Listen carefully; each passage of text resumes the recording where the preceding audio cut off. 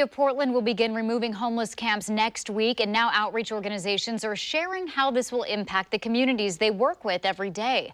Fox 12's Sarah Hurwitz joins us live now from North Portland with that story, all new at 6. Sarah?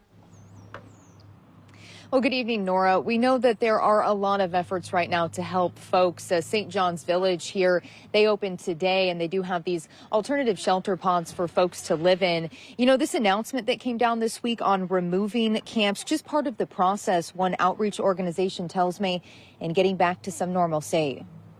As things start to change and restrictions are lifted, we may begin to see a shift on the streets of Portland. Do you think it's the right move?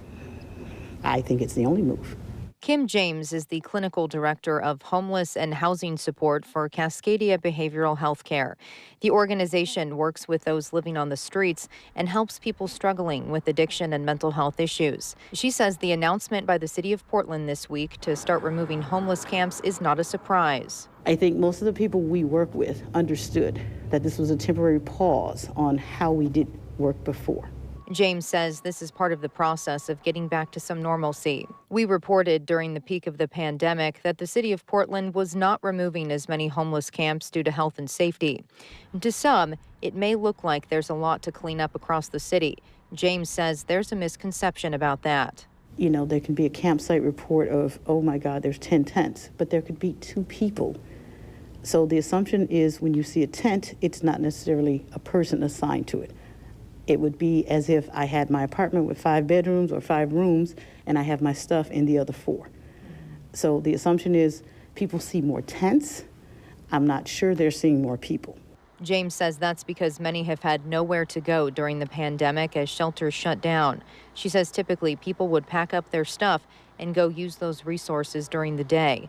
And now with the citywide effort to relocate certain homeless campsites, some say this only addresses one layer of the issue. We spoke with Charles Johnson, who has benefited from services with Cascadia Behavioral Health Care.